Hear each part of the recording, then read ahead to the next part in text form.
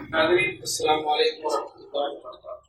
بسم اللہ الرحمن الرحیم۔ آج سورہ حدیث کورس کا ہمارا سیکنڈ لیکچر ہے۔ آج انشاءاللہ ہم خبر کی تقسیم کے بارے میں پڑھیں گے، خبر کو کس کس اعتبار سے کس کس پہلو سے کیٹیگرائز کیا گیا۔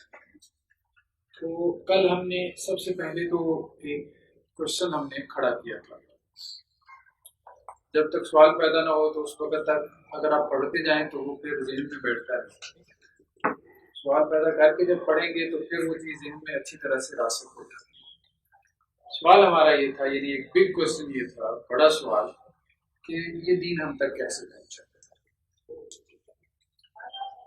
تو دیکھیں جو علم ہے نا، علم کے ذرائع means of knowledge، علم جو ہے کیسے آپ کو حاصل ہوتا ہے، کیا مینز ہے، کیا میڈیم سے، کن ذرائع سے۔ تو وہ تین بڑے ذرائع، ایک ذریعہ جس کو ہم حواس خمسہ کہتے ہیں، 5 سینسز آپ کی، اس کے ذریعے سے جو علم حاصل ہوتا ہے اس کو آپ کیا کہتے ہیں؟ سائنس۔ سائنس اسی بلا کا نام ہے نا، ٹھیک ہے، جو حواس خمسہ کے ذریعے حاصل ہوتی ہے، دیکھنے سے، سننے سے، چکھنے سے، سننے سے، لمس ایک قوت لامسہ ہوتی ہے ٹچ کرنے کی۔ دوسری چیز ہے عقل، کچھ علم ایسا ہے جو عقل کے ذریعے سے حاصل ہوتا ہے، کلیات کا ہے، پرنسپلس کا، یونیورسلس کا ہے۔ یہاں جتنے لوگ بیٹھے ہیں ان سب کی کوئی نہ کوئی والدہ ہے، ہم نے نہیں دیکھا، یہ علم ہمیں کیسے حاصل ہوا؟ عقل کی، عقل یہ کہتی ہے، بغیر والدہ کی کوئی دنیا میں نہیں آ سکتا۔ بغیر والد کے تو آئے ہیں لیکن بغیر والدہ کے نہیں آ سکتا۔ تو اس کے ذریعے یا عقل کے ذریعے سے جو علم عام طور پہ رائج ہے اس کو فلسفہ کہتے ہیں، فلاسفی۔ فلاسفی میں اس چیز کو آپ دیر باز لے کے آتے ہیں کہ عقل کے ذریعے سے ہم کیا چیزیں حاصل کر سکتے ہیں، عقل کی کیا لمیٹیشن ہے، عقل کی کیا حدود ہے۔ آواز کی بھی کچھ حدود ہے نا، 2 کلومیٹر کی آواز تو نہیں نہ سنائی دے گی، سامنے افق سے پار تو نہیں نظر آئے گا، آنکھ ہے ایک حد تک دیکھ پاتی ہے، اس سے آگے نظر نہیں آتا، کان ہے ایک حد تک سن سکتے ہیں، اس سے اسی طرح سے ہماری جو قوت شامہ ہے، سننے کی قوت ایک حد تک، ٹھیک ہے، اسی طرح سے عقل کی بھی حدود ہے۔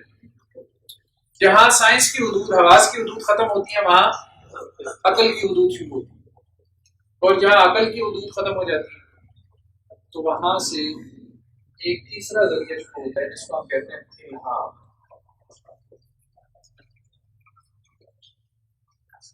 الہام کی آگے آپ کہہ رہے ہیں فردر 3 قسمیں۔ الہام کا بھی فرشتے کی طرف سے ہوتا ہے، اس کو کہتے ہیں علم۔ کبھی خود یہ چیز آپ کے نفس کی طرف سے ہوتی ہے، پھر یہ سرٹن نہیں، پھر یہ یقینی نہیں، کبھی غلط بھی ہو سکتی ہے، کبھی ٹھیک بھی ہو سکتی ہے۔ نفس کی ساری باتیں غلط نہیں ہوتی، کبھی آپ کا نفس آپ کو اچھی بات بھی بتا دیتا ہے۔ اللہ تعالیٰ نے نفس کے اندر کچھ ایسی چیزیں رکھی ہیں کہ یہ خیر کو پہچان لیتا ہے، خیر و شر میں تمیز کر سکتا ہے۔ تو اس کو کیا کہتے ہیں؟ حواجث نفس، حواجث۔ کبھی یہ شیطان کی طرف سے بھی ہوتا ہے، قرآن کہتا ہے کہ شیطان بھی کیا کرتا ہے، اپنے اولیاء کی طرف وہی کرتا ہے، ان الشیاطین لیوحون الی اولیاء، وہاں وہی لوگ نہیں مانیں گے، تو شیطان کی طرف سے ہوتا ہے۔ اس کو کیا کہتے ہیں؟ وسواس، الذی یوسوس فی صدورہم، وسوسہ ڈال سکتا ہے شیطان، آپ کے اندر سوچ پیدا کر سکتا ہے، خیال ہمارے اندر پیدا کر سکتا ہے شیطان، یہ اختیار ہے اس کے پاس، یہ وسوسہ۔ تو بیسیکلی دیکھیں ہمارا دین جو ہے وہ کیا ہے، وہ وحی کا علم ہے، فرشتے کے واسطے سے رسول اللہ صلی اللہ علیہ وسلم کو دیا گیا، حضرت جبریل کے واسطے سے اللہ کے رسول صلی اللہ علیہ وسلم تک پہنچا. ٹھیک ہے، یہ بات کلیئر ہو گئی. اللہ کے رسول صلی اللہ علیہ وسلم سے ہم تک کیسے پہنچا؟ اللہ کے رسول صلی اللہ علیہ وسلم سے ہم تک کیسے پہنچا؟ دیکھیں نا سند کیسے بنی ہے. اللہ سے اللہ کے رسول صلی اللہ علیہ وسلم، اللہ کے رسول صلی اللہ علیہ وسلم سے محمد. یہ تو پہنچا ہے، یہ ہے خبر کا میڈیم. یہ دین ہم تک کیسے پہنچا؟ خبر کے میڈیم سے، خبر کے واسطے سے. تو خبر بھی علم کے منتقل ہونے کا ایک بڑا ذریعہ ہے. ایک ہے علم حاصل کرنے کے ذرائع، سمجھ رہے بات؟ علم ایکوائر کر لینا اور چیز ہے، اور علم کو ٹرانسفر کرنا اور چیز ہے. ہم دین کا علم پروڈیوس نہیں کر رہے، حاصل نہیں کر رہے، بلکہ ہم تک پہنچ رہا ہے. اللہ کے رسول صلی اللہ علیہ وسلم نے دین کا علم حاصل کیا ہے کس سے؟ فرشتے سے، حضرت جبریل سے. ٹھیک ہے، حضرت جبریل نے اللہ سے حاصل کیا، تو اللہ سے اللہ کے رسول صلی اللہ علیہ وسلم تک پہنچا. ٹھیک ہے، وہ وحی کے ذریعے سے، وحی کے واسطے سے. وہ بھی ایک طرح سے خبر بھی بن جاتی ہے، لیکن بہرحال ہم اس کو وحی اس لیے کہہ رہے ہیں کہ وحی کی مختلف صورتیں ہیں. اس میں ایک صورت خبر کی ہے، بعض اوقات وہ وحی الہام کی صورت میں بھی آتی ہے. تو اللہ سے اللہ کے رسول صلی اللہ علیہ وسلم تک وحی کے ذریعے، اور اللہ کے رسول سے ہم تک خبر کے ذریعے. تو علم کے منتقل ہونے کے جو بڑے ذرائع ہیں آج بھی، مجھے بتائیں، اخبار میں روزانہ آپ سینکڑوں خبریں پڑھتے ہیں. آپ اخبار میں جتنی خبریں پڑھتے ہیں وہ کیا آپ کے لیے خبر ہے نا؟ تو کیا خبر ہونے کی وجہ سے آپ اٹھا کے پھینک دیتے ہیں کوئی بات بھی ٹھیک نہیں، یا آپ کہتے ہیں کہ نہیں اس میں ساری باتیں غلط ہیں؟ پہلی بات ہے، خبر کے ذریعے سے جو چیز آپ کو ملتی ہے، آپ صبح اٹھے ہیں اور رات سونے تک کتنا علم ہے آپ مجھے بتائیں جو آپ کو خبر کے ذریعے ملتا ہے. آپ دوستوں سے ملاقات کرتے ہیں، وہ کو کیا دیتے ہیں؟ خبر دیتے ہیں.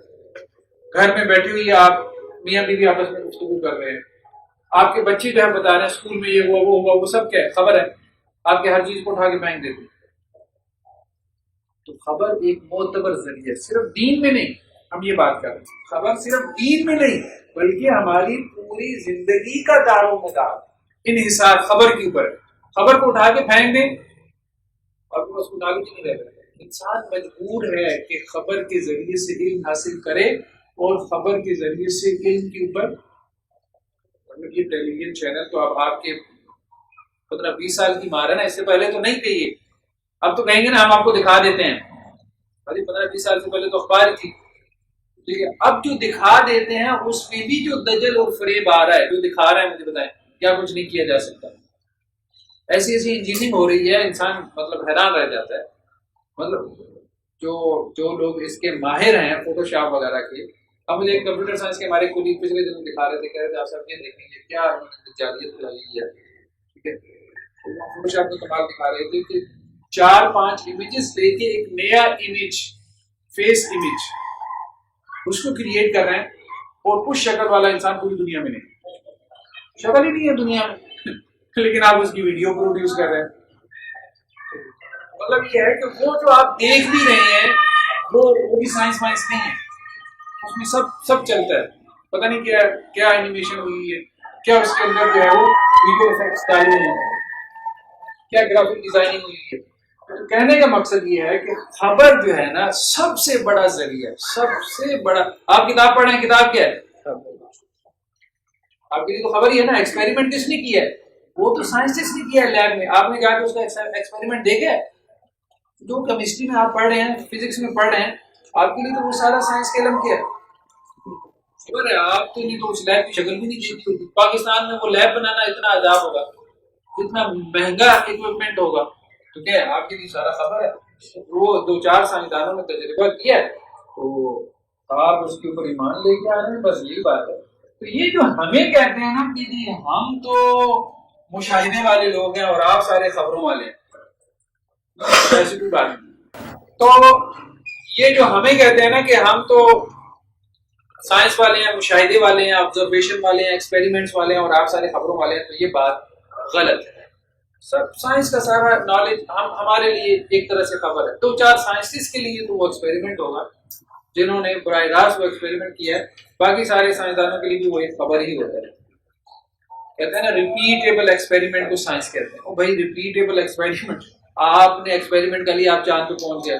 اب یہ ریپیٹیبل ایکسپیریمنٹ تو چلے ہیں, چاند پہ دوبارہ جایا جا سکتا ہے, لیکن کون گیا 40 سالوں میں؟ جا سکتا ہے, پہلے تو اس کو خرب پتی ہونا چاہیے ریپیٹیبل ایکسپیریمنٹ, تب اسے یقین ہے کہ ہاں چاند پہ جا سکتے ہیں. تو آپ کا کیا ہے؟ آپ کا ایک سائنٹیفک بلیف ہے, اور کیا ہے؟ آپ کا ایمان ہے کہ 4 لوگ گئے ہیں, بٹ ٹھیک ہے گئے, ہم ایمان لے کے آ رہے ہیں, انہوں نے خبر دی ہے کہ ہم ہو کے آ گئے. ہمیں کہتے ہیں نا معراج پہ گئے اللہ کے رسول صلی اللہ علیہ وسلم, ٹھیک ہے, تو یہ تو آپ کے لیے خبر ہے. تو ہم چاند پہ گئے ہیں تو یہ سائنس ہے. یہ بھائی کہاں سے سائنس آ گئی؟ 4 بندے گئے نا, 4 بندے گئے ہیں نہیں گئے. یہ بھی اس کے اوپر بھی ڈسپیوٹ ہے کہ وہ گئے کہ نہیں گئے. کوئی مطلب ہم نہیں کہہ رہے, مطلب ہم یہ نہیں کہہ رہے کہ جامعہ شفیع کے مفتی صاحب کہہ رہے ہیں, یہ رشین پریزیڈنٹ کہہ رہے ہیں, پوٹن کہہ رہے ہیں ان کو.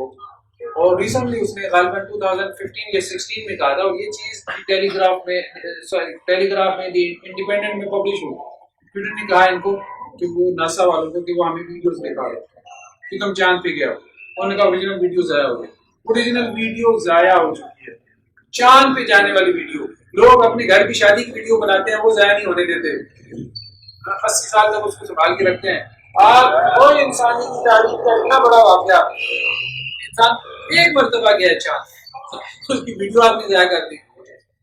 تو چلیں ہم اس طرف اب نہیں جاتے, لیکن کہنے کا مقصد یہ ہے کہ علم کے منتقل ہونے کا ذریعہ خبر ہے, بھلے سائنس ہو, بھلے فلسفہ ہو, بھلے جو ہے نا وہ دین ہو, دنیاوی علوم ہو, میٹیریل سائنسز ہو, یا آپ کی دینی علوم ہو, سوشل سائنسز یا ہیومینٹی, سب میں جو ہے وہ منتقل ہونے کے ذریعہ خبر ہے. یہ نہیں کہ صرف ہسٹری خبر کے ذریعے منتقل ہو رہی ہے, سب کچھ ہی خبر کے ذریعے منتقل ہو رہا ہے. مشاہدہ آپ کچھ بھی نہیں رہے, نہ کسی کے پاس اتنے پیسے ہیں کہ مشاہدے کے لیے ایکسپیریمنٹ کر سکیں. پہلی بات یہ کہ صلاحیت ہی نہیں ہوتی اس ایکسپیریمنٹ کو سمجھنے, تو اصطلاحات کی وجہ سے سمجھنے کی بڑی بات. تو کہنے کا مقصد یہ ہے کہ کل ہم نے یہ بات کی کہ جو دین کا علم ہے وہ ایک دو بات ہم نے طے کر لی کہ دین کا علم ہم تک پہنچے خبر کے ذریعے. تو اب ہم نے خبر کو اس کا انالیسس کرنا ہے نا, اس کو ایگزامائن کرنا ہے, ٹھیک ہے, اس کی ایگزامینیشن کرنا ہے. لیکن اس سے پہلے ایک بات ہم سمجھنا چاہتے ہیں, وہ یہ ہم نے کہا تھا کہ دین جو ہے اس کے بنیادی سورسز کیا ہیں. ایک سوال پیدا ہوتا ہے نا, بھائی آج مجھے دین چاہیے, دین مجھے کہاں ملے گا؟ گوگل سے ملے گا, کہاں سے ملے گا؟ مان لے کہ مسجد کے مولوی صاحب کے پاس چلا جاؤں, کس کے پاس چلا جاؤں, ٹھیک ہے, تو یا ٹیلی ویژن چینل کے کسی اینکر کے پکڑ لوں. تو یہ وہ دین چاہیے جو رسول اللہ صلی اللہ علیہ وسلم صحابہ کو دے کے گئے ہیں, اس کا سورس کیا ہے, وہ آج کہاں پڑا ہوا ہے. تو ہم نے کہا تھا 2 چیزیں, کتاب اللہ اور سنت رسول. تو کتاب اللہ کیا ہے, کہاں پر ہے؟ اللہ کی کتاب کہاں پر ہے؟ قرآن میں, ما بین دفتین, قرآن مجید, مصحف, اس کو کیا کہتے ہیں؟ مصحف جو پبلش ہوتا ہے. اب آپ دیکھیں, نوٹ کرنے والی بات یہ ہے کہ مصحف میں جو کچھ ہے وہ سب قرآن نہیں ہے. جیسے کہتے ہیں ما بین دفتین, 2 گتوں کے درمیان جو سب کچھ ہے وہ سب قرآن نہیں ہے. اس کے اندر اسماء الحسنی بھی لکھی ہوئی ہیں, لکھی ہوئی کہ نہیں لکھی ہوئی؟ وہ قرآن تو نہیں ہے نا. اس میں رسول اللہ صلی اللہ علیہ وسلم کے نام بھی لکھے ہوئے ہیں, وہ قرآن تو نہیں ہے. اس میں شروع میں عرض ناشر بھی لکھا ہوا ہے. ناشر جو لکھتا ہے, وہ غلطی آپ آئیں تو آپ برائے مہربانی ہمیں مطلع فرما دیں, ٹھیک ہے.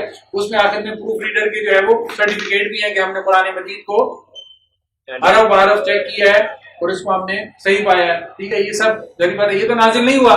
تو ما بین دفتین جسے ہم مصحف کہتے ہیں, 2 گتوں کے درمیان, اس میں سب قرآن نہیں ہے, بلکہ کچھ چیزیں اس میں اضافی اس میں لکھا ہوا ہے کہ سورہ بقرہ کے اتنے رکوع ہیں, اس میں لکھا ہوا ہے یہ پہلا پارہ, یہ دوسرا پارہ. یہ سب تقسیمیں بعد میں ہوئی ہیں, رسول اللہ صلی اللہ علیہ وسلم کے زمانے سے نہیں تھی, حجاج کے زمانے میں ہے. قرآن مجید کو 13 پاروں میں تقسیم کیا گیا. یہ رکوعوں کی جو تقسیم ہے یہ بعد میں آئی ہے. اسی طرح مصحف کے سائن پہ کبھی آپ دیکھتے ہیں کچھ چیزیں لکھی ہوتی ہیں جو بعد میں علماء نے لکھی ہوں گی. تو ما بین دفتین جو ہے اس کے اندر قرآن ہے. سب کچھ جو 2 گتوں کے درمیان وہ سب قرآن نہیں ہے, ٹھیک ہے. کچھ چیزیں اضافی طور پہ لوگوں کو سمجھانے کے لیے بھی بیان ہو. یہ بات کلیئر ہے.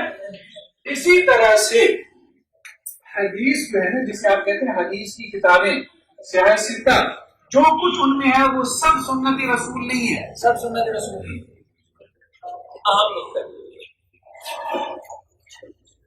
وہ خود جو ہے حدیث کی کتابوں میں سب سنت رسول کی حدیث کی کتابیں پڑھنا کے اقبال بھی ہیں. بخاری اٹھا کے آپ دیکھیں امام بخاری کیا کہتے ہیں. امام نفی کا یہ قول ہے, امام نفی نے یہ بات کہی ہے. محمد بن اسحاق یہ کہتے ہیں. وہ آئمہ جو ہے وہ اپنے اقوال بھی نقل کر دیتے ہیں, اپنی رائے کا بھی تذکرہ کر دیتے ہیں. اسی طرح سے امام بخاری کیا کرتے ہیں, جب کچھ حدیثیں بیان کرتے ہیں تو شروع میں ایک باب باندھتے ہیں. تو وہ باب کا جو نام انہوں نے رکھا ہے وہ کیا ہے, وہ حدیث تو نہیں ہے.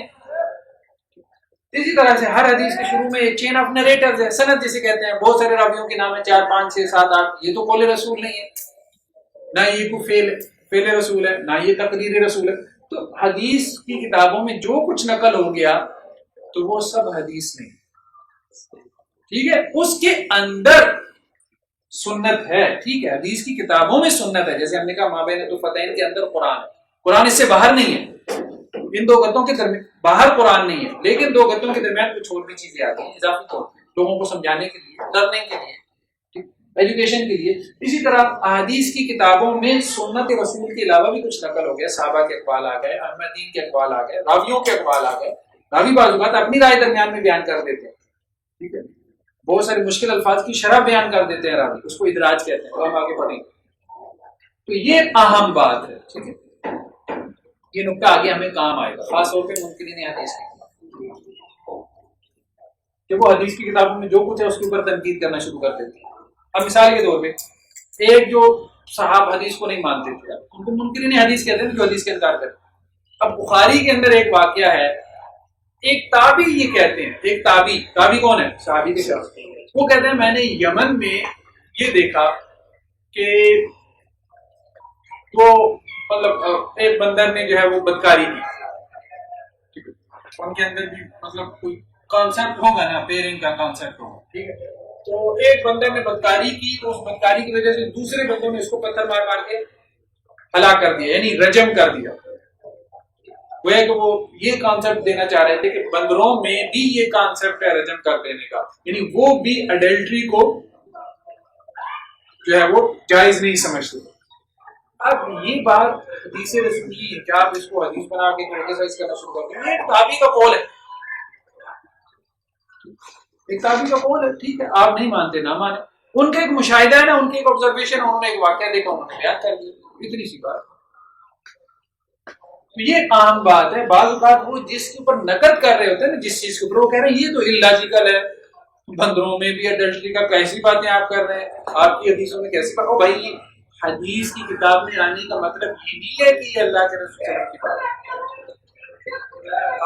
ہے.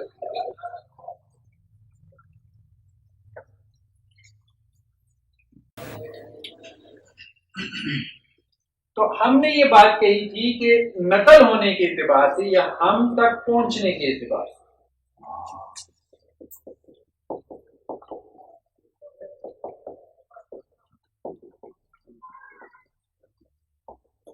ہم تک پہنچنے کے اعتبار سے خبر کی تقسیم. ایک تو ہم نے کہا تھا متواتر ہے, اور ایک کیا ہے آحاد. آحاد اس کی جمع ہے واحد کی. متواتر کسے کہتے ہیں, ہم نے کہا تھا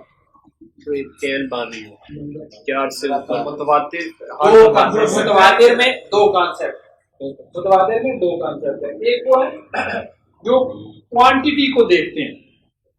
ٹھیک ہے, کوانٹٹی کا کیا ترجمہ کریں نہیں آ رہا, تعداد کو, کوانٹٹی کو دیکھتے ہیں.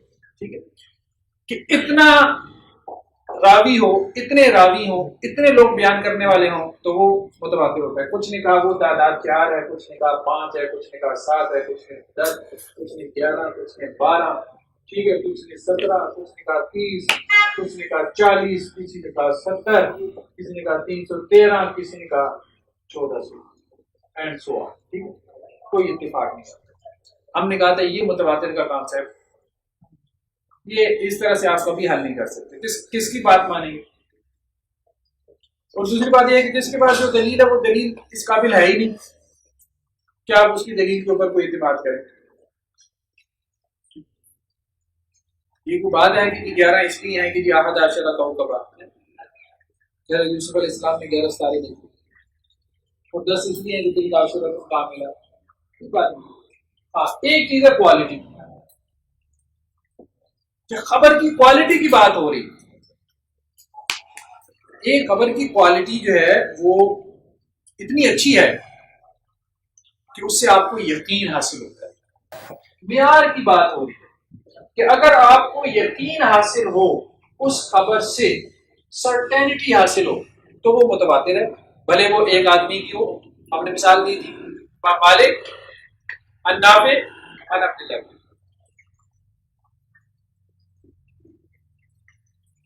ایک اور مثال ہے، جیسے امام احمد بن حنبل، صاحب کتاب نے بھی اس کی طرف اشارہ کیا. امام احمد بن حنبل، ان کے استاد کون ہے؟ امام شافعی. امام شافعی کے استاد کون ہے؟ امام مالک ہے. امام مالک کے استاد امام نافع ہیں اور وہ عبداللہ بن عمر سے. دوسری چیز ہم نے کہی تھی خبر واحد. اچھا، خبر واحد کا مطلب یہ نہیں ہے کہ ایک آدمی نقل کرنے والا ہے. یہ غلط فہمی ہے. ایک مسکنسپشن یہ ہے کہ خبر واحد کا مطلب کیا ہوتا ہے؟ جس کو ایک آدمی نقل کرے. ویسے خبر واحد کا لنگوسٹیکلی لٹرل میننگ یہی ہے، جسے کہتے ہیں لغوی معنی یہی ہے لغت کے اندر. خبر واحد، واحد کی خبر، ایک آدمی کی خبر. لیکن یہ ہے کہ ٹیکنیکلی جسے ہم کہتے ہیں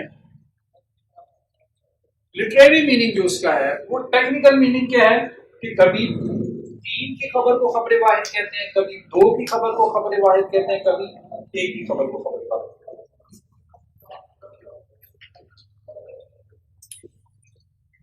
تین اگر خبر دیں تو اس کو مشہور کہتے ہیں، دو اگر خبر دیں تو اس کو عزیز کہتے ہیں، اور ایک اگر خبر دیں تو اس کو کیا کہتے ہیں؟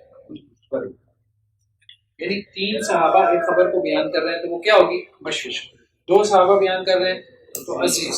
ایک ہی صحابی اس خبر کو بیان کر رہے ہیں غریب، تو غریب. غریب اجنبی، اجنبی کے معنی ہمارے اردو والے غریب کے معنی میں. ایک اور مشہور کی اصطلاح ہے، یعنی یہ تو محدثین کے یہاں ہے، ایک اور اصطلاح میں مشہور اس کو کہتے ہیں کہ جو مشہور ہو گئی ہو. اس معنی میں بھی یہ استعمال ہوتی ہے، یعنی مشہور ہو گئی، لوگوں کے یہاں عام ہو گئی، چاہے وہ صحیح ہے چاہے وہ ضعیف ہے، چاہے وہ موضوع ہے. جیسے علم حاصل کرو چاہے تمہیں چین نہیں جانا پڑے، وہ تو لوگوں لے. یہ اب حدیث کے فیبریکیٹڈ نمبر کھڑا کیا نا، اس کی کوئی سند نہیں.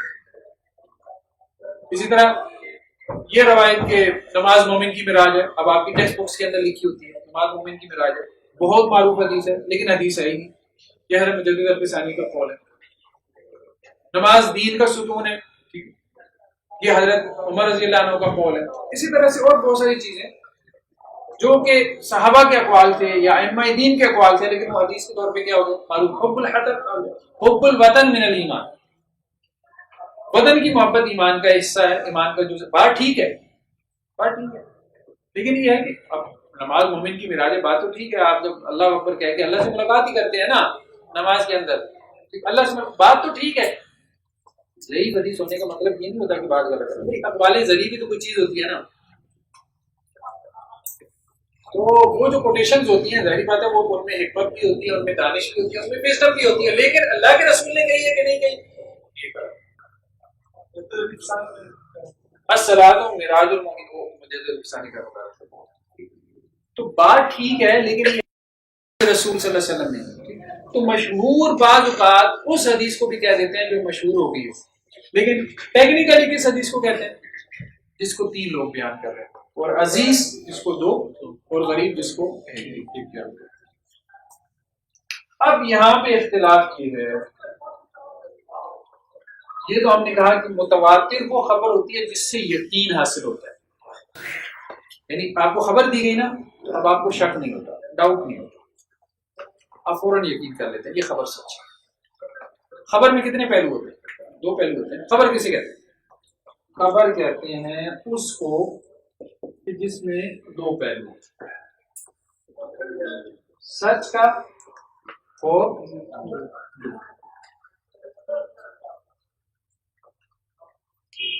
ٹھیک ہے.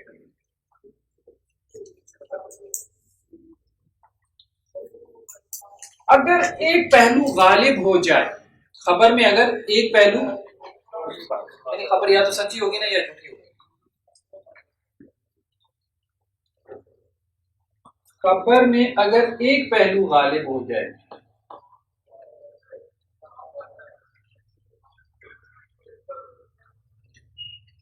اس کو کہتے ہیں ظن غالب.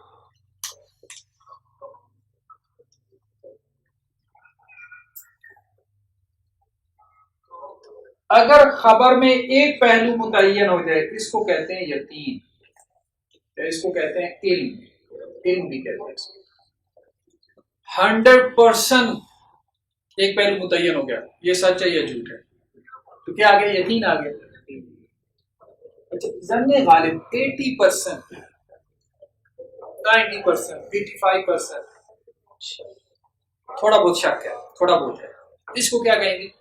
ظن یا ظن غالب. ظن غالب بھی کہتے ہیں اور ظن بھی کہتے ہیں. اس کو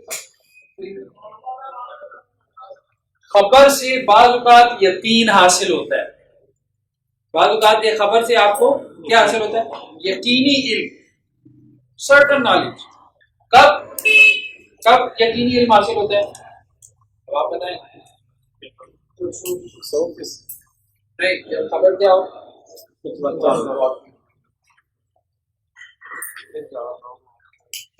نہیں لوگوں کی تعداد میں نہیں جانا. میں نے کل آپ کو مثالیں دی تھی. ایک آدمی کی خبر سے بعض اوقات آپ کو یقین حاصل ہو جاتا ہے، آپ شک میں نہیں پڑتے. نبی ایک ہی ہوتا ہے، رسول ایک ہی ہوتا ہے.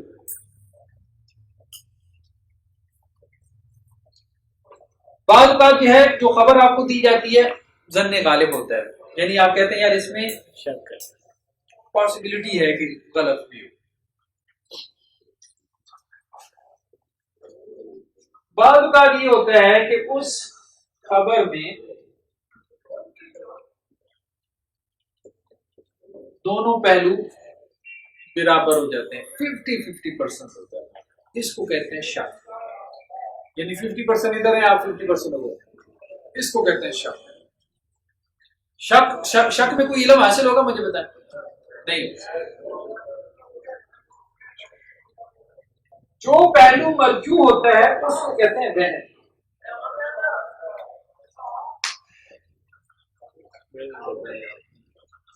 جو مرجو پہلو ہوتا ہے، راجی پہلو کیا کہتے ہیں؟ کہلاتا ہے.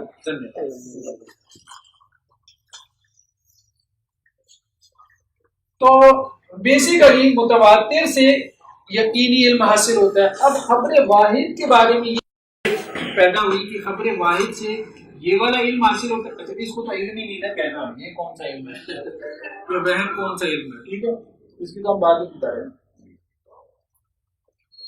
صحیح. تہمت بھی تو ہوتی ہے، تہمت. جی تہمت نہیں، تو تہمت تو جو ہے نا خبر، ایک خبر کی تو قسم ہو جائے گی، لیکن یہ ہے کہ ہم تو آپ کی کیفیت کی بات کر رہے ہیں نا، کہ جب آپ تک پہنچتا ہے کہ فلاں نے فلاں کے اوپر تہمت لگائی ہے تو آپ کو یقین کی کیفیت حاصل ہوتی ہے، یا آپ کو ظن غالب کی، یا آپ کو شک ہوتا ہے، یا آپ وہم میں پڑے ہوتے ہیں. وہم کہتے ہیں مرجو پہلو. مرجو کہتے ہیں کہ بہت ہلکا سا پہلو، 10-20% آپ کا ذہن جا رہا ہے، زیادہ نہیں جا رہا.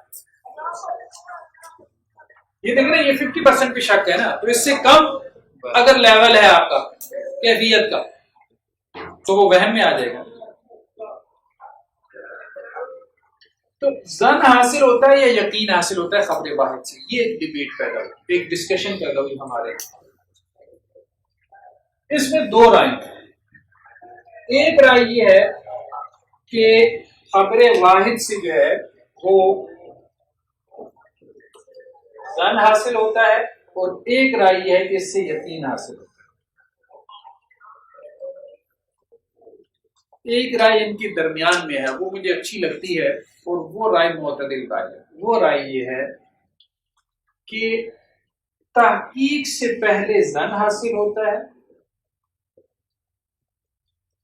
اور تحقیق کے بعد یقین حاصل ہوتا ہے. یہ بات سمجھ میں آ رہی ہے؟ ایک آدمی کی خبر آپ تک پہنچی یا دو کی یقین، ابھی آپ نے تحقیق نہیں کی تو اس وقت تک ایک ظن غالب ہے، کیفیت جو ہے وہ 70-80-90% تک اس کے درمیان میں رہی.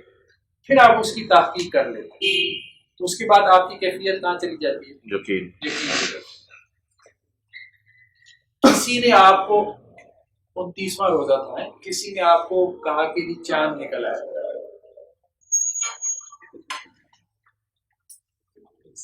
اب ایک وہ تو جاتا ہے، دوسرے نے بھی آ کے کہا چاند نکل آیا، تیسرے نے بھی آ کے کہا چاند نکل آیا، کیفیت کیا ہے؟ بڑھتی رہتی ہے نا، 3 تک تو خبریں واحد ہی رہی، لیکن ایک وقت ایسا آتا ہے کہ جب آپ تحقیق کرتے ہیں، آپ واٹس ایپ کھولتے ہیں، سوشل میڈیا کھولتے ہیں، مطلب جو تحقیق کے ذرائع ہیں آج کل، آپ چینل لگا لیتے ہیں، اس کے بعد آپ کو یقین کے اندر تبدیل ہو جاتی ہے۔ چاند آپ نے نہیں دیکھا ہوتا، وہ ٹیلی ویژن چینل والی بھی آپ کو خبر ہی دے رہی ہے، سمجھ رہے ہیں نا بات؟ یہ نہ کہیے گا کہ وہ مشاہدہ ہمارا ہو گیا، مشاہدہ کہاں سے ہو گیا بھائی؟ وہ تو ان بیچاروں کو مطلب وہ ڈھونڈ کے نہیں ملتا، وہ پشاور والی چاند بی بی کو دیکھتے ہیں تو کہتے ہیں چاند نظر آ جائے، تو وہی خبریں ہمارے تک پہنچ جاتی ہیں۔ تو تحقیق سے پہلے ظن حاصل ہوتا ہے، تحقیق کے بعد آپ یقین کی کیفیت میں چلے جاتے ہیں، تحقیق کے بعد بھی وہ خبر ہی رہتی ہے، مشاہدہ نہیں پڑتا۔ تو یہ بات اہم ہے۔ یہ بات ہم نے کیوں کی؟ یہ بات ہم نے اس لیے کی کہ یہ جو تقسیم ہے نا، اس تقسیم کے ذریعے بھی بڑی مسکنسیپشن پیدا ہوئی۔ ہم نے کہا تھا کہ ہم اصول حدیث کو اس طرح سے اسٹڈی کریں تاکہ حدیث کے حوالے سے جو مسکنسیپشن ہیں ہم ان کو ایڈریس کریں۔ کل بھی ہم نے 3 ایڈریس کی تھی۔ ایک ہم نے درایت کے حوالے سے جو ایک مسکنسیپشن ہے، حدیث کو پرکھنے کا درایتی معیار۔ ایک مسکنسیپشن ہم نے ڈسکس کی تھی کہ سنت اور حدیث میں فرق کے حوالے سے ایک مسکنسیپشن پیدا کی، ٹھیک ہے۔ اور ایک اور مسکنسیپشن کیا تھی؟ خبر متواتر کے حوالے سے، کہ متواتر کسی کہتے ہیں۔ تو بہت سارے لوگوں نے یہ بات کہی کہ متواتر جو ہے، اس سے جو متواتر حدیث سے جو ہمیں دین ملی وہ تو یقینی دین ہے۔ وہ کون سا ہے؟ یقینی دین۔ اور جو ہمیں خبر واحد سے ملے وہ کون سا دین ہے؟ ظنی دین۔ یعنی دین کو کیا کر دیا؟ 2 حصوں میں تقسیم کر دیا۔ ایک دین ہے یقینی اور ایک ہے ظنی۔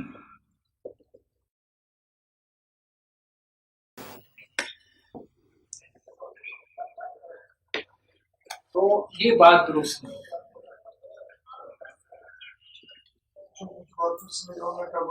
وہ یقینی دین ہے اور جو خبر واحد سے ملے وہ ظنی دین ہے۔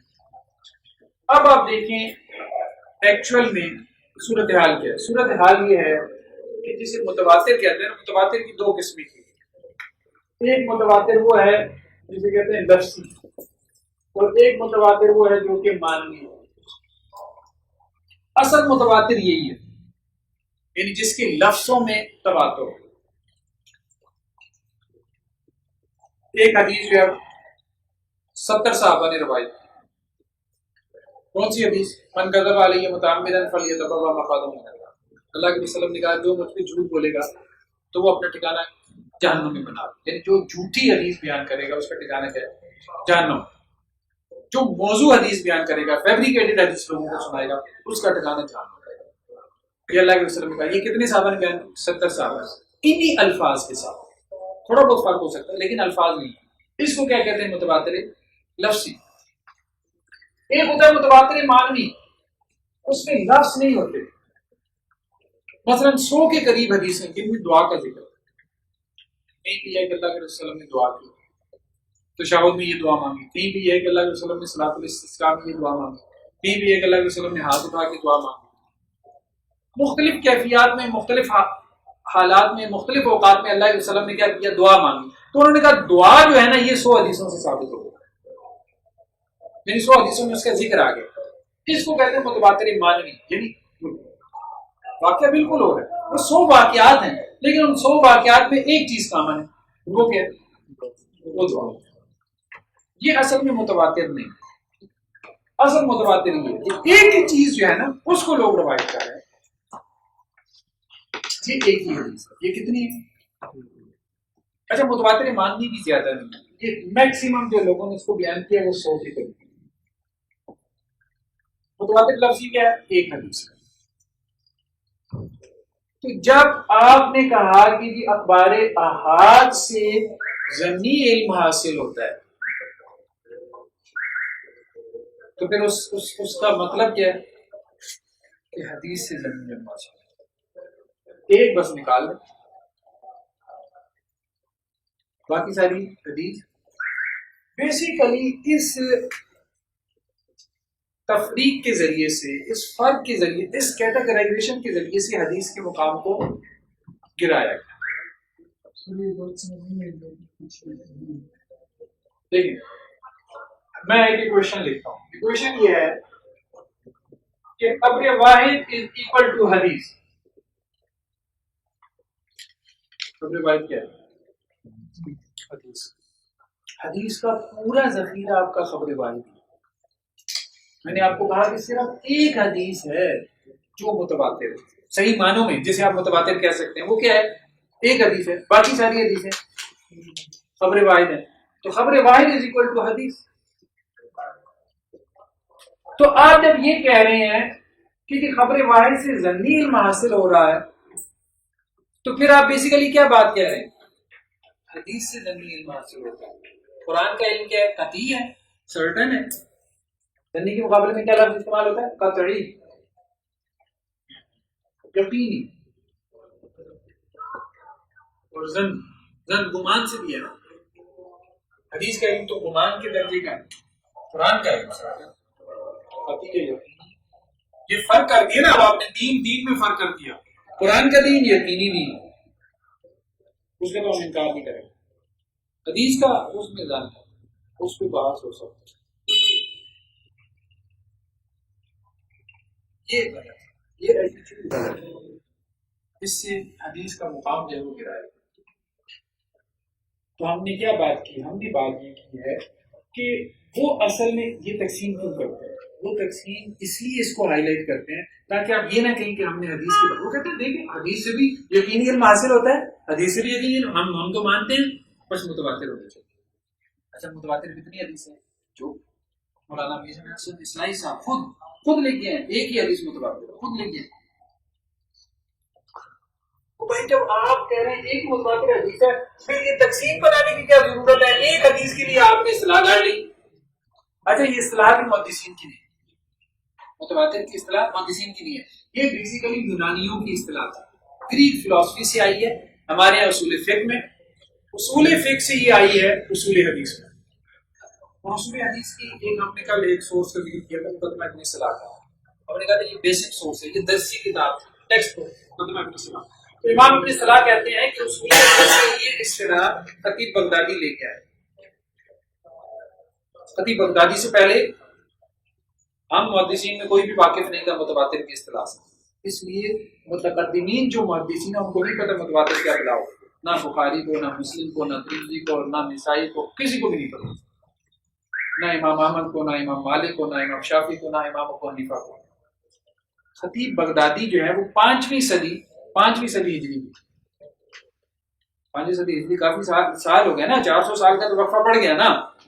400 سال بعد، 450 سال بعد ایک اصطلاح آپ کے ایک فن کے اندر آ رہی ہے. ٹھیک ہے، ہم کہتے ہیں اصطلاحات میں کوئی جھگڑا نہیں. جب بھی آپ کوئی نیا علم ایجاد کرتے ہیں نا تو اصطلاحات بناتے ہیں، بنائیں، ٹھیک ہے، کوئی حرج نہیں. متواتر کی اصطلاح میں بھی کوئی جھگڑا نہیں، 10 اور بنا لیں. لیکن اگر اس سے آپ کانسیپٹ بگاڑ دیں دین کا تو پھر ہمیں حرج پیدا ہوگا. پھر ہم کہیں گے کہ نہیں آپ سیدھے ہو جاؤ بھائی، اب ہم اس پہ ڈسکس کریں گے اس کا روٹ کیا ہے، کہاں سے لے کے آئے اصطلاح. یہ تو محدثین کی ہے ہی نہیں.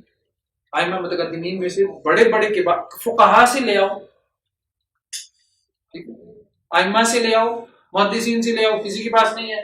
کہاں سے آ گئی؟ فلسفے اور منطق سے آئی ہے، یونانی منطق سے آئی ہے. اصول فقہ میں اصول فقہ سے آئی ہے. اصول حدیث کے اندر 5ویں صدی، پھر اس کے بعد سے چل ہے. تو صرف بطور اصطلاح اس کا ذکر کرنے میں کوئی حرج نہیں. اس لیے ہم نے اس کا وہ معنی بیان کیا کہ جس سے اس کی جڑ کٹ جاتی ہے. ہم نے کہا متواتر خبر واحد بھی ہو سکتی ہے. متواتر کیا ہو سکتی ہے؟ فرق کیا ہوا متواتر اور خبر واحد؟ متواتر وہ حدیث ہوتی ہے کہ جس میں بغیر تحقیق کے آپ کو یقین حاصل ہو جاتا ہے. آپ کو تحقیق کرو، مجھے تحقیق کی ضرورت نہیں. حضرت ابوبکر کو جب کہا گیا کہ اللہ کے رسول یہ کہہ رہے ہیں کہ معراج سے وہ راتوں رات ایک رات میں 7 آسمانوں پہ فلاں فلاں جگہ سے ہو کے آ گئے ہیں، وہ اگلوں نے تو کہا نا کہ ابوبکر پریشان ہو جائیں گے، اور وہ بیت القدس سے بھی ہو کے آ گئے ہیں، کیوں تو واقعتاً کہا ایک لمحے کے لیے بھی جسے کہتے ہیں کہ کوئی شک پڑا ہو یا جا کے میں پوچھ لیتا ہوں یا اللہ کیسے کہتے آپ واقعتاً کوئی خواب تو نہیں تھا، یہ ہے سنتے ہی یقین کی کیفیت حاصل ہو جائے، اس کو کہتے ہیں متواتر، اور تحقیق کے بعد یقین حاصل ہو تو اس کو کہتے ہیں، بس یہ فرق ہے۔ تو یہ بات اب کلیئر ہو گئی کہ متواتر اور احاد کی جو تقسیم ہے اگر تو صرف اصطلاحات بنانے کے لیے ہے تو کوئی حرج نہیں ہے، لیکن اگر اس کی دلیل سے آپ دین کو تقسیم کر دیں کہ دین 2 طرح کا ہے، ایک یقینی ہے جو قرآن میں ہے اس کو تو تم فالو کرو، اور جو حدیث کا ہے وہ ظنی ہے، وہ مانو نہ مانو بٹ ٹھیک ہے، کوئی فرق نہیں پڑتا۔ تو یہ بہت بڑی مسکنسیپشن۔ سر احادیث کی کتابوں میں بھی اس طرح سے تقسیم کے حوالے سے کچھ حوالے دیے ہوئے ہیں، کچھ لکھا ہوا ہے یا اس میں جنرلی لکھی ہوئی؟ حدیث کی کتابوں میں جیسے کل ہم نے ذکر کیا تھا نا کہ امام مسلم نے مقدمہ میں اپنی کچھ چیزیں ذکر کی ہیں، ہر حدیث کے حساب سے کہیں لکھا ہوا ہے انہوں نے یا نہیں ہر حدیث کے حساب سے نہیں، اس طرح سے نہیں لکھا ہوا یہ خبر متبادل ہے، یہ مشہور ہے، یہ اس طرح سے کچھ حدیث کی کتابوں میں کچھ اہتمام کیا گیا ہے، جیسے سنن ترمذی میں امام ترمذی جب حدیث بیان کرتے ہیں تو آگے لکھتے ہیں یہ حسن ہے، غریب ہے، یہ حسن ہے، صحیح ہے، ٹھیک ہے، اس طرح سے کچھ چیزوں کا ذکر کرتے ہیں۔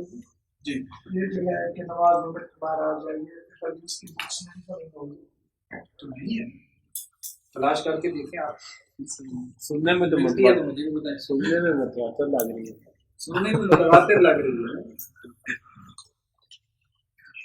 یہ بات میں سر نواز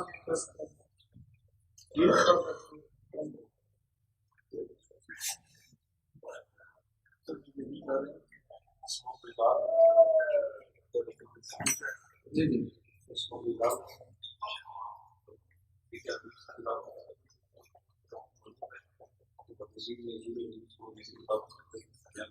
ہاں نہیں اصول حدیث کی کتابوں کا میں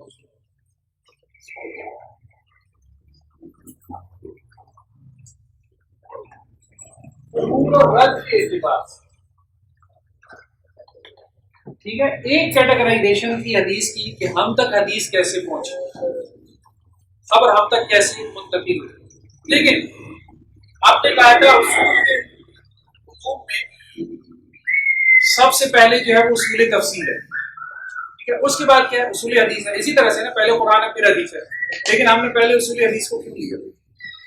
ایک سوال پیدا ہوتا ہے، ہم نے کہا تھا نا اصول کی روپ 4 ہے، پہلے اصول تفسیر ہے پھر اصول حدیث ہے، تو ہم نے اصول تفسیر پڑھنے سے پہلے اصول حدیث کیوں پکڑ لی؟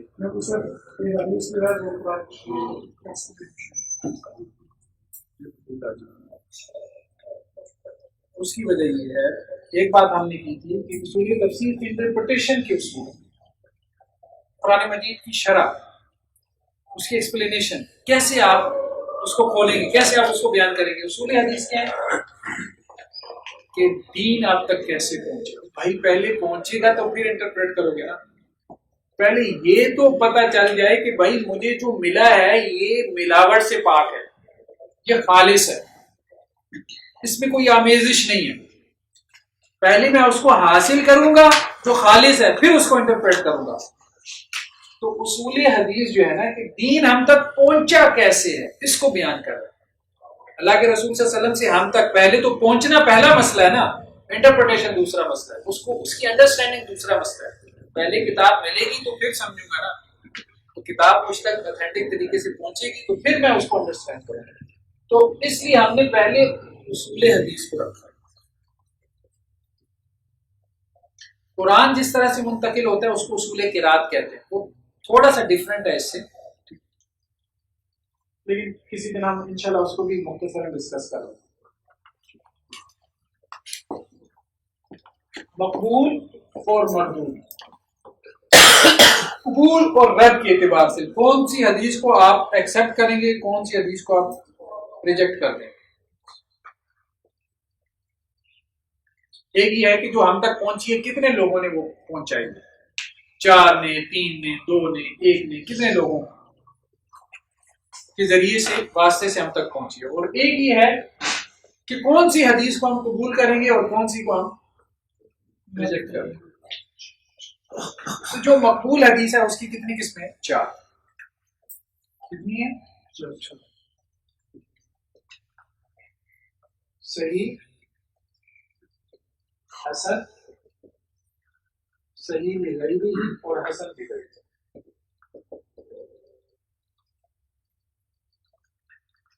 اب واضح ہوگی بات. ایک بات اہم ہے اس میں, وہ کیا ہے؟ مقبول اور صحیح کی نسبت. دلیل صرف صحیح حدیث میں, ٹھیک ہے, اس لیے یہ نعرہ ٹھیک نہیں کہ ہم اہل حدیث نہیں, اہل صحیح حدیث ہے.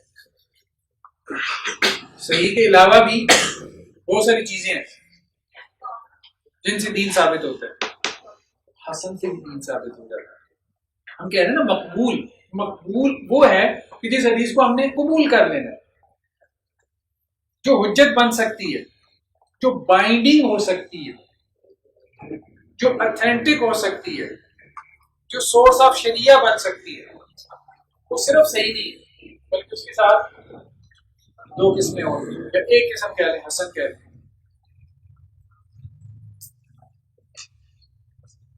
صحیح حدیث جو ہے اس کی 5 شرائط. کتنی ہے؟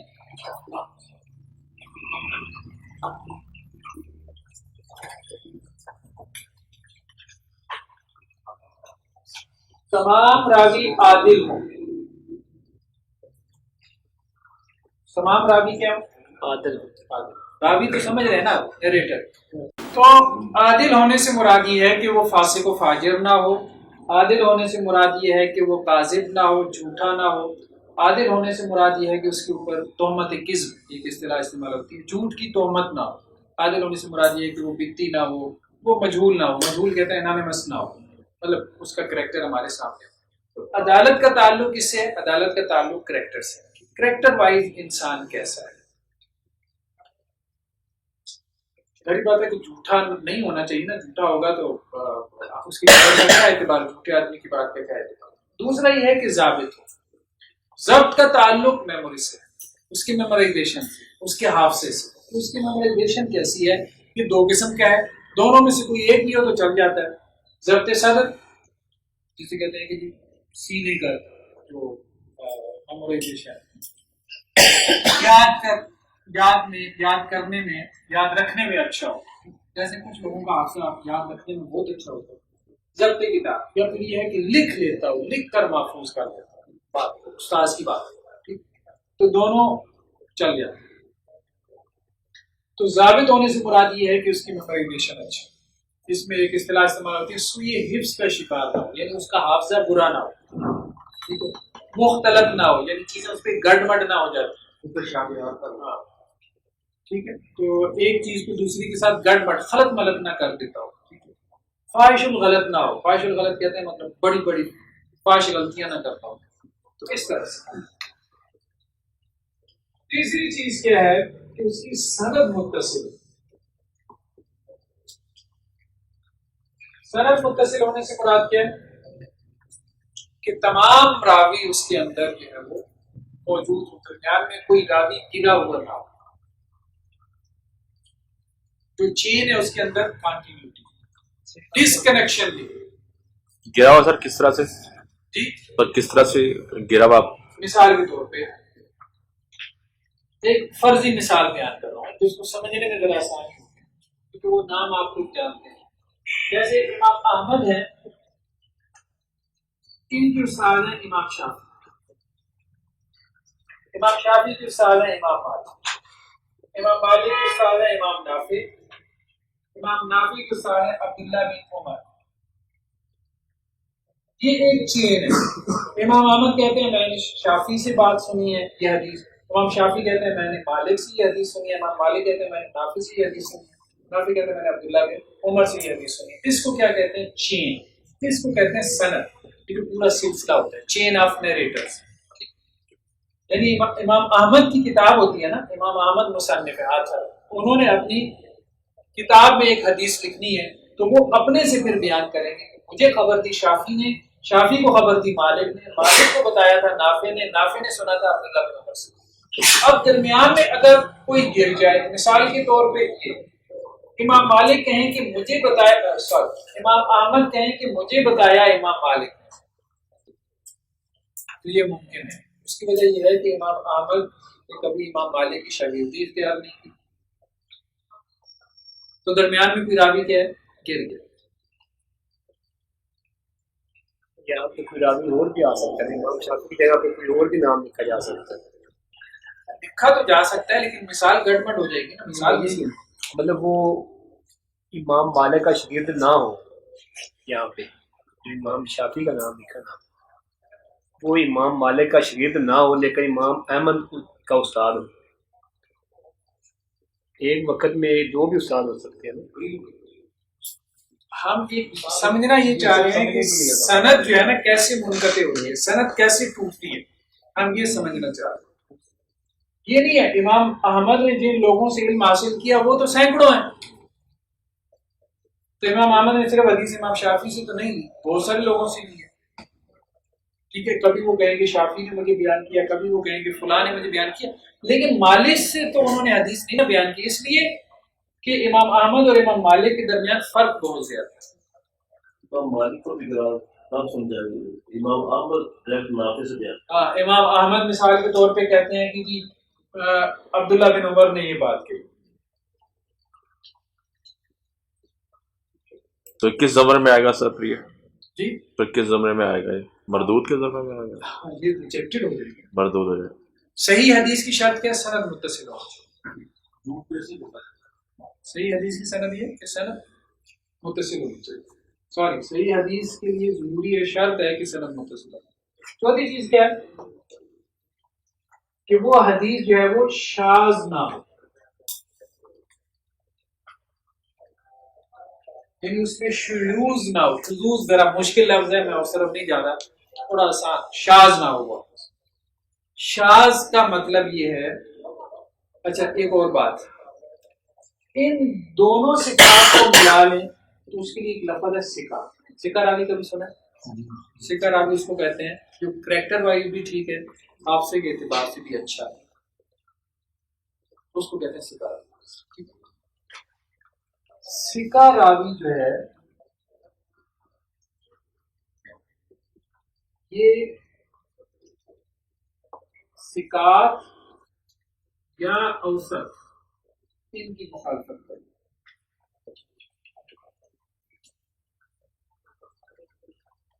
اچھا ایک اور اہم بات آپ کو بتاتا ہوں, بڑے نقطے کی بات. یہ تین شرائط اگر پوری ہو جائے کسی حدیث میں, یہ تین شرائط اگر پوری ہو جائے اس کو کہتے ہیں اسنادہ صحیح یا سندہ صحیح. اس حدیث کی کیا ہے؟ سند درست ہے, حدیث نہیں, سند. کیونکہ ان تین شرائط یا کنڈیشن کا تعلق کس سے ہے؟ سند سے. راوی عادل ہے, ہر راوی کو آپ نے دیکھ لیا, یہ بھی کریکٹر وائز ٹھیک ہے, یہ بھی کریکٹر وائز ٹھیک ہے, ان کا بھی کریکٹر اچھا ہے, ان کا بھی اور ان کا بھی اچھا, ان کا بھی حافظہ اچھا ہے. ضروری تو نہیں نا ایک آدمی بڑا نیک متقی پرہیزگار حافظہ اچھا نہ ہو, کر سکتا ہے نا, حافظہ بھی چیک کر, ان کا بھی اچھا ہے, ان کا بھی بہت اچھا ہے, ان کا بھی بہت اچھا ہے. سند بھی متصل ہے, کوئی درمیان میں گرا نہیں, سب ایک, سب کی شاگردی بھی ثابت ہو رہی ہے. ٹھیک ہے, وہ اسماء و رجال کی کتابیں نکالتے ہیں, ان کی بایوگرافیز ہوتی ہیں, لاکھوں راویوں کی بایوگرافیز محفوظ کی. ٹھیک ہے, اسماء و رجال کی کتب,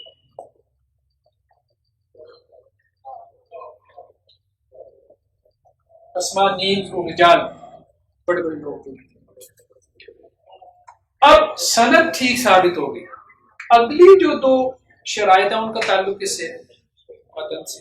سند سے بھی ہوتا ہے لیکن متن سے. تو ہم نے جو شروع میں بات کی تھی نا کہ محدثین نے سند کو بھی پرکھا اور اس کے بعد متن کو بھی ایویلویٹ کریں۔ تو ہم کیا بات کر رہے تھے کہ جب محدث یہ کہتا ہے اسناد صحیح ہو تو اس کا مطلب یہ نہیں کہ حدیث صحیح ہے۔ اب ہمارے یہاں حدیث کی تحقیق کا جتنا کام ہو رہا ہے وہ اصل میں پہلے درجے کا ہے۔ ان تین شرائط کے اوپر حدیث کو پرکھنا آسان ہوتا ہے۔ ہزاروں حدیثیں پرکھنی ہوتی ہیں نا، تو محدث کیا کرتا ہے، یہ تین شرائط جلدی جلدی چیک کر لیں، ٹھیک ہے، تو وہ کیا کہتے ہیں سند اس کی سند صحیح ہو۔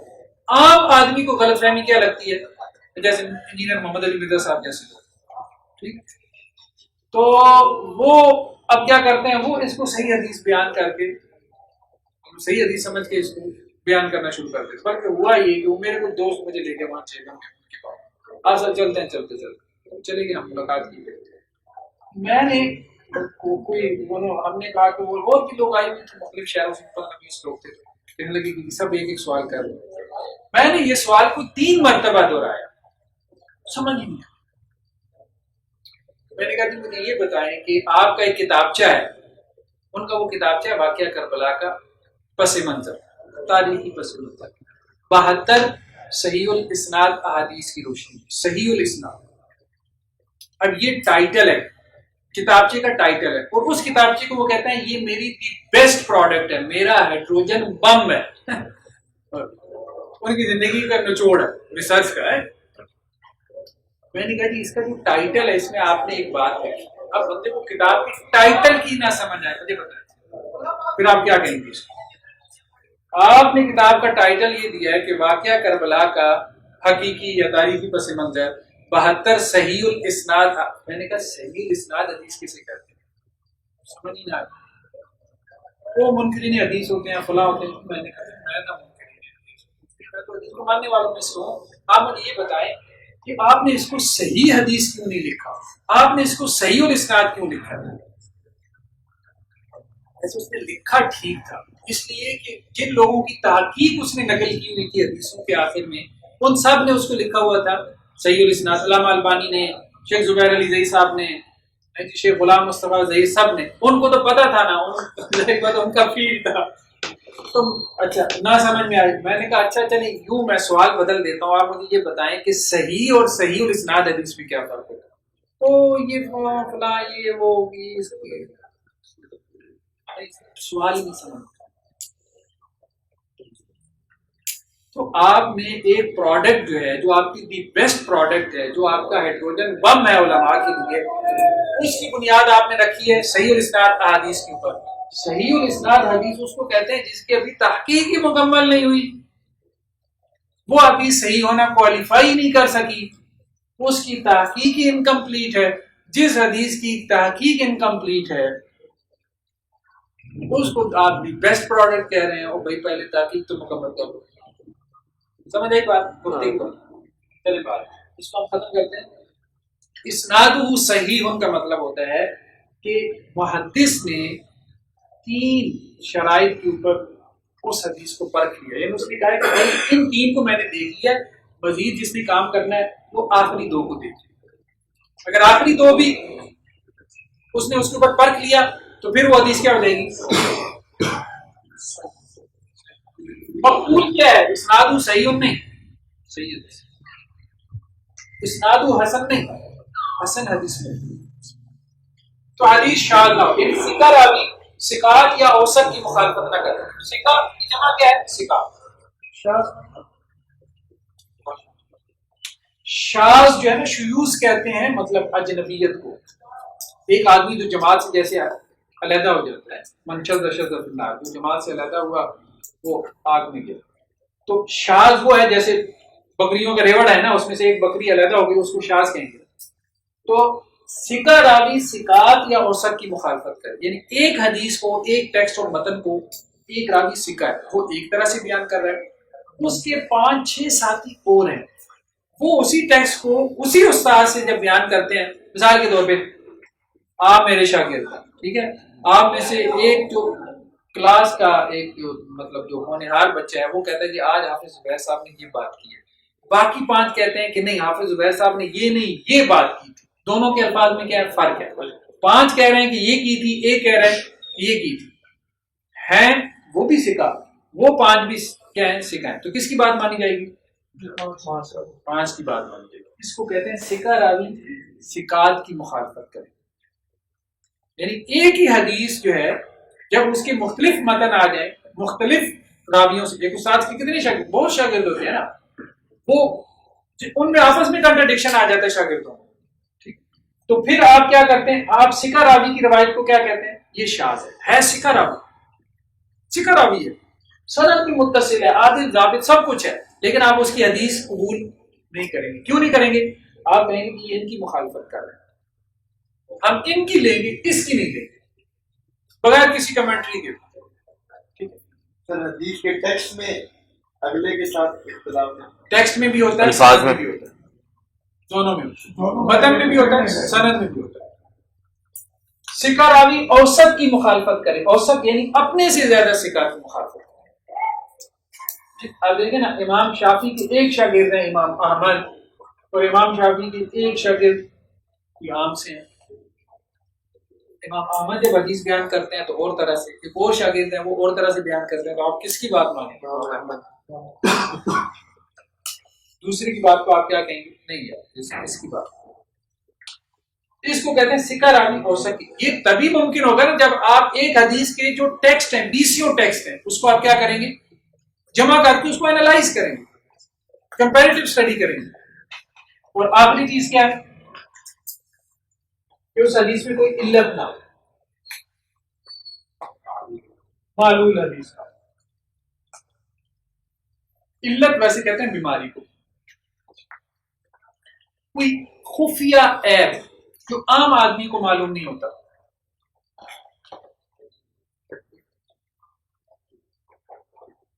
اس کی آگے پھر 20 قسمیں علت کی، بہت گہرائی میں جا کے اس کو غور کر کے اس کو نکالنا.